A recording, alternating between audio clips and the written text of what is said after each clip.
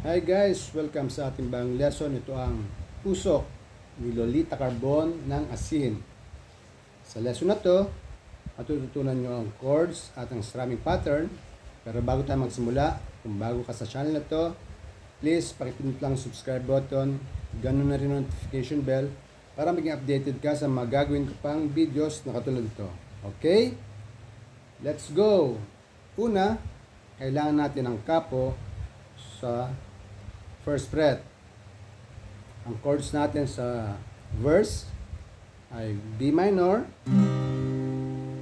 A, E, at ang F sharp.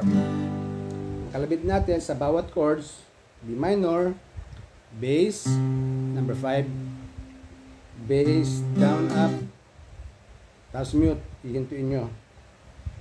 Dadampin nyo yung palad dito. Palad, konti lang naman. Bali ganyan. Tapos isang down, okay? Bass, down, up, mute, down. Okay? 2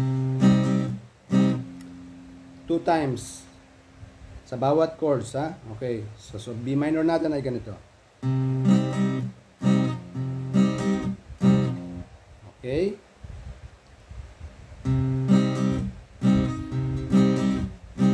Ganun din sa A, E, F sharp. So, ganun ang ating verse chords. Ang strumming pattern natin.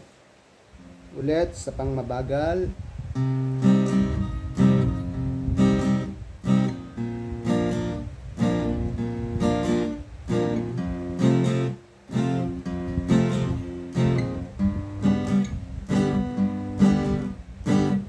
So, yun lang dapat nyo matutunan sa verse. Lahat ng verse, ganun na yan.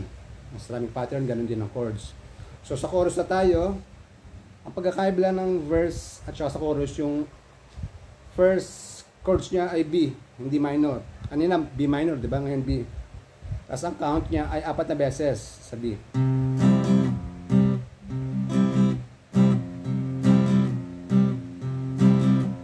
Apat. Tapos sa A, 2 pa rin. Isa sa E, tapos 2 sa F sharp. Yun ang unang bahagi ng chorus. Yung pangalawa, ganun pa rin, 4 pa rin ang B.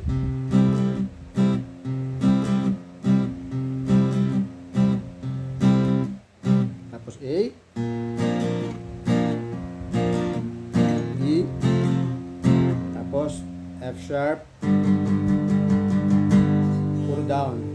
Tapos simula ulit yung verse, tapos ganun pa rin, strumming pattern, ganun pa rin chords, tapos chorus ulit, walang nabago, ganun pa rin ang chords at strumming pattern.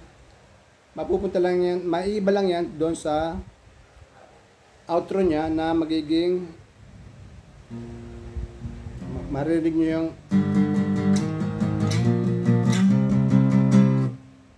puro down. Yun ay from F sharp, tapos G, A, tapos B. Okay, gawin natin, ha. Buuin natin.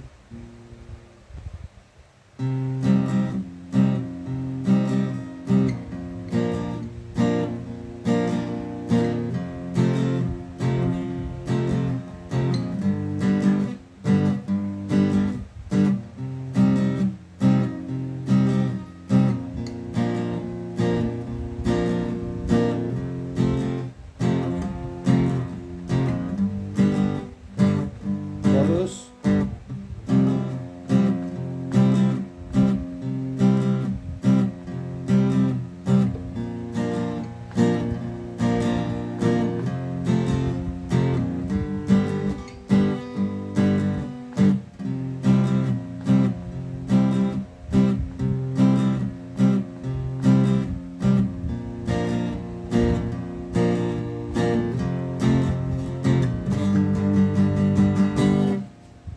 natin yung verse at saka chorus sa simula.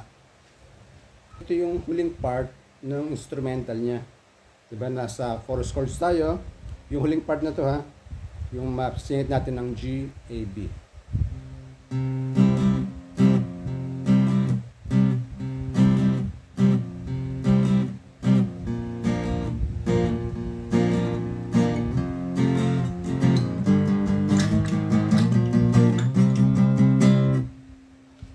So, nagsimula ka sa F sharp, 4, G, 4 pa rin,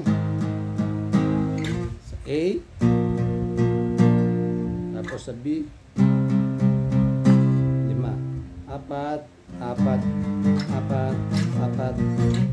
5. Okay?